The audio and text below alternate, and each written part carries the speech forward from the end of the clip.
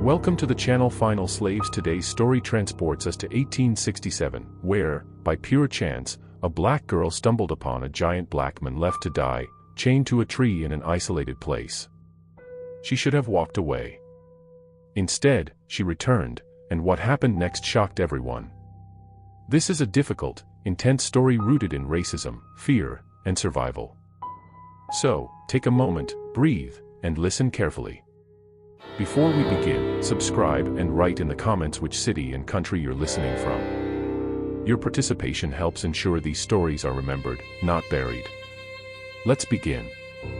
In the spring of 1867, deep in the backwoods of rural Georgia, a man named Samuel was being led to his death. He stood 6 feet 8 inches, with hands the size of dinner plates and a back whose scars mapped a road of suffering. Each line narrated 23 years spent in chains, 23 years of cotton fields stretching to the horizon, of sun that burned the skin and cold that crept into bones during winter months when slave quarters offered little protection. Samuel had been born into slavery in 1844. His mother died 3 years later during childbirth with his younger sister, who lived only 2 days before joining their mother. He never knew his father, though whispers said the men had been sold south to Mississippi when Samuel was an infant. What Samuel knew intimately was the rhythm of plantation life, the crack of leather against skin, the hollow hunger that never left, even after meals of cornmeal and fatback, and the careful mask every enslaved person wore to survive another day in a world that considered them property, not people. But Samuel had committed an unforgivable sin in the eyes of his owners. A transgression that, in the twisted logic of the antebellum South and its aftermath, was considered more dangerous than theft, more threatening than running away, more intolerable than even striking an overseer in self-defense. He had dared to look a white overseer directly in the eye. Not with hatred, defiance, or challenge, just with the quiet dignity of a human being who had forgotten, for one dangerous moment, that he was supposed to pretend he wasn't one. That single glance, lasting perhaps 2 or 3 seconds on a hot afternoon while Samuel hauled water from the well to the fields, cost him everything. The overseer, a man named Garrett Cole, felt something crack inside his chest when Samuel's gaze met his. It wasn't exactly fear, though fear was part of the cocktail of emotions surging through him. It was something worse, something that gnawed at his entire worldview: recognition. The uncomfortable, undeniable awareness that the massive man standing before him, in torn clothing, bare feet, skin glistening with sweat, possessed something Garrett himself lacked, and always would: an unbroken core no wood could reach, no chain could bind. Garrett had built his entire sense of self on a foundation of superiority now crumbling after the Civil War. His father had owned slaves. His grandfather had owned slaves. The natural order, as he understood it, placed him above men like Samuel by divine right, natural law, and the simple fact of birth. Preachers said it was biblical, politicians said it was constitutional, scientists with their calipers said it was biological. Garrett had never questioned any of it. But in that moment of eye contact, the whole structure wobbled. The lie became visible. And Garrett, like so many frightened men confronted with unbearable truths, did the only thing his limited imagination allowed: he destroyed what made him feel small. The punishment was decided quickly over glasses of whiskey in a study lined with unread books. The plantation owner, Thomas Rutherford, was tired in a way that went beyond exhaustion. The war had ended 2 years prior, but its effects rippled through the South like aftershocks. He had 87 former slaves still working his land under new contracts that weren't so different from the old arrangements, except now he had to pretend to pay them. Samuel was strong, valuable. Under normal circumstances, Rutherford would have balked at killing productive property. But these weren't normal times, and Samuel wasn't technically property anymore. Garrett was insistent. "He's getting ideas," Garrett said. "Looking at me like he's my equal. You let that spread, and before you know it, they're all forgetting their place." The 13th Amendment had been ratified in 1865, officially ending slavery. But the reality in rural Georgia was more complicated. The amendment contained an exception for the punishment of crime, and southern states were exploiting that through black codes designed to ensnare freed people. Convict leasing was becoming a massive industry. Rutherford stared into his glass, seeing a man he no longer recognized. Then he nodded sharply. Take care of it, he said quietly. But do it quietly. Last thing I need is those bureau people asking questions. The Freedmen's Bureau, established to help formerly enslaved people transition to freedom, was desperately understaffed. In rural Georgia, agents were few, covering vast territories. Local white power structures actively worked to undermine them. But the Bureau existed, a fragile presence that meant certain things had to be done out of sight. So, on a humid morning in late April, Samuel was told he was being taken to clear trees for a new field. He knew immediately it was a lie. A man who has spent his life reading subtle signs of danger develops instincts. He could read the tension in Garrett's shoulders, the way the two other men kept their hands near their guns. They walked deeper into the pine forest, away from any fields, away from witnesses. They walked for nearly an hour until they reached a small clearing dominated by a massive oak tree, its trunk 12 feet around, branches spreading like a giant's hand. "This is the place," Garrett said. They pulled heavy logging chains from a canvas sack. Samuel understood what was happening, and the understanding brought a strange calm. He could have fought, he was stronger than all three, but they had guns. And even if he escaped, where would he go? In Georgia in 1867, a black man with no papers had nowhere to run. They wrapped chains around his torso and the tree trunk, pinning his arms, padlocking them in 3 places. "You're going to die here," Garrett said, his breath a mixture of tobacco and rot. "Slow. Animals will get to you eventually. By the time your bones turn up, nobody will know who you were. Nobody will care." Samuel said nothing, refusing to give Garrett the satisfaction of a reaction. He stared past him, focusing on a patch of bark, turning his attention inward to a place Garrett couldn't reach. Frustrated, Garrett spat at Samuel's feet and left with the others. Their voices faded, and Samuel was alone with the tree, the chains, and the slow understanding that he would die here. He tested the chains. They didn't budge. He was trapped standing, unable to sit or bend his knees far. He prayed not to the God of white preachers, but to the God his grandmother had whispered about, the God who remembered Africa, who saw suffering and kept count. The sun moved with agonizing slowness. His legs ached, muscles cramping from stillness. His mouth dried. He slept standing in brief fragments, jerking awake each time his knees buckled. Night brought cold, his sweat-soaked shirt turned icy, and he shivered uncontrollably. The chains grew cold, conducting heat away from his body. The second day, thirst became everything. His tongue swelled, lips cracked and bled. He thought obsessively of water. By the third day, he was hallucinating. He saw his grandmother on a branch above, humming. He saw soldiers marching like ghosts. He saw the tree transform into a ship. He was dying. Then he heard footsteps. Small, hesitant. A child stood at the edge of the clearing, maybe 9 or 10, skin dark as midnight, dressed in a flour sack dress, bare feet caked with red clay. She carried a tin bucket. She froze, eyes wide, taking in the chains, his face. Samuel tried to speak, but only a croak emerged. The girl turned and ran. His heart sank. Of course she ran. She was terrified. He closed his eyes and waited for the end. But 6 hours later, at dusk, he heard footsteps again. She returned, approaching cautiously.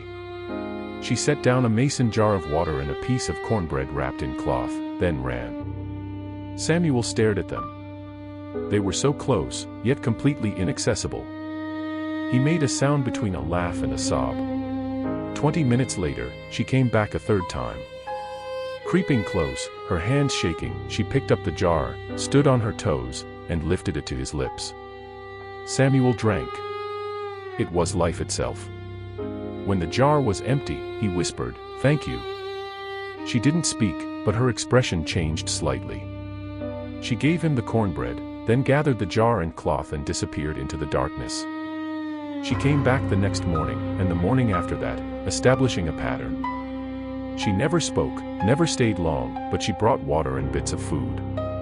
It wasn't enough to restore him, but enough to keep him alive. He learned to wait for her footsteps like a plant waits for rain. He never learned her name. When he tried to ask, she put a finger to her lips. Silence was survival. After about 10 days, something changed. She studied the chains intently, walking around the tree, touching the padlocks. She was planning something. That night, it stormed. Rain fell in sheets. Through the downpour, Samuel heard metal scraping metal. The girl was behind the tree, working on the chains. He felt them shift slightly. After the storm, the chains felt looser. He discovered he could now sit. The relief was overwhelming. When the girl returned and saw him sitting, she smiled, a quick, genuine smile. Samuel smiled back. Now able to rest, he began to think not about dying, but about living. He was alive because a child had seen his humanity and chosen to help. That changed everything. He knew the plantation intimately, every field, every building, every rhythm. He knew how to read people. And slavery had taught him patience. Revenge, he thought, could be a crop you plant carefully and harvest when the time is right. The next time the girl came, he whispered, "I need you to do something. Watch for me. When men come, how many, from where, what they're doing." He saw the fear in her eyes. "I know it's dangerous. But I need information if I'm going to survive." After a long moment, she nodded. Over the next 2 weeks, they developed a system of communication, drawings in the dirt, gestures. Through this, Samuel learned that 2 men, likely Garrett and a hired hand, had checked on him from a distance. Rutherford was selling off land. Garrett was drinking more, his violence escalating. A Freedmen's Bureau agent had visited. The local sheriff was Rutherford's cousin. Freed people were organizing secretly. Samuel pieced it all together. He couldn't rely on law or force, but he could rely on guilt. Men like Rutherford and Garrett carried the knowledge of what they had done. Samuel would turn that guilt into a weapon. 3 weeks after the girl first found him, on a dark, moonless night, Samuel worked his hand free. The girl had been loosening the chains incrementally, filing at the joins. The pain of forcing his swollen wrist through the gap was extraordinary, but he barely registered it. With one hand free, he spent hours manipulating the chains over his body. Just before dawn, he took his first free step. He didn't run. He hid nearby and watched. The girl found him on the 3rd day. "Don't run," he said. "I just wanted to say thank you properly." He asked her name. She shook her head. "Who sent you out here?" She gestured to an older woman in chores. "Does anyone know you've been helping me?" She shook her head emphatically. "Where will you go?" she asked, her voice barely audible. "Nowhere," Samuel said. "I'm going to stay close, watch, learn. And when the time is right, I'm going to make sure this never happens to anyone else." She reached into her dress and pulled out a small, sharp knife, offering it to him. "Thank you," he said. She turned to leave, but stopped. "My name is Ruth," she said clearly. "Ruth Elizabeth Cooper. And you're going to survive this." Then she ran. Samuel made careful contact with other freed people. A small network formed. They documented everything, Samuel's case and other violence. Clara, who worked in the house and had learned to write, filled pages with testimony. They planned to get it to the bureau agent, Stevens, through Clara's sister in town. 3 days before the delivery, Ruth came to Samuel, terrified. "They're organizing a search with dogs. They're saying anyone who helped you will be punished. They'll figure out it was me." "You have to run," Samuel urged. I can't leave my grandmother." She took a deep breath. "But you can still do this. Clara's sister leaves tomorrow. Hide somewhere they won't look. One more day. That's all we need." "Where?" "The last place they'd ever look, under the church." That night, Ruth showed him a crawl space behind the altar. "I'll bring food and water when I can. One more day." The next day passed slowly. Clara's voice came through the floorboards that evening. "My sister delivered everything to Stevens this morning. Someone official knows now. 2 more days passed. On the 3rd day, Samuel heard a commotion above.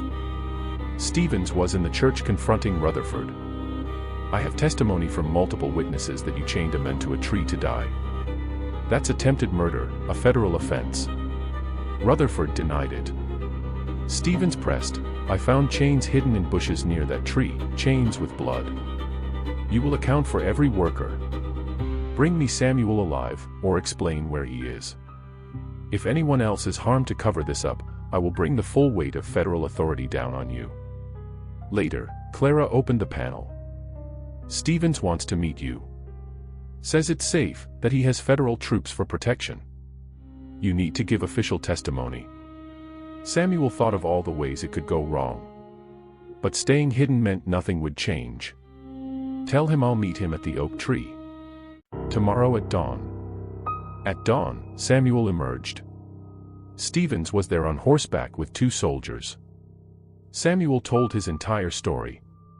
When he finished, Stevens asked, "You know they'll deny this. They'll try to kill you. Why risk it? You could head north." Samuel thought of Ruth, of Clara, and the others, of all who had died. "Because someone has to," he said. "All right. I'm taking you into federal custody. Protection, not arrest. You'll give formal testimony. I can't promise charges will stick or that you'll be safe, but I promise your story will be heard. One condition," Samuel said. "The girl who saved me, Ruth. You have to protect her. I'll put her on the protection list. Make it clear harm to her means federal intervention. It's the best I can do. Then that'll have to be enough." Samuel mounted behind a soldier. As they rode away, he looked back at the oak tree. He had been chained there to die forgotten. Instead, he had survived, saved by mercy. Now he was riding toward testimony in an uncertain future, but he was choosing his own path. The story wouldn't end neatly. Charges would be filed but dismissed. Rutherford would die of a heart attack within 3 years, Garrett would drink himself to death within 5. Samuel would live until 1889, worn out at 45, but he would die free, knowing his story had been told. And Ruth, grown with children of her own, would tell them how she once saved a giant in the forest, teaching them that courage doesn't always look like strength, that mercy is powerful, and that ordinary people can change history through simple kindness.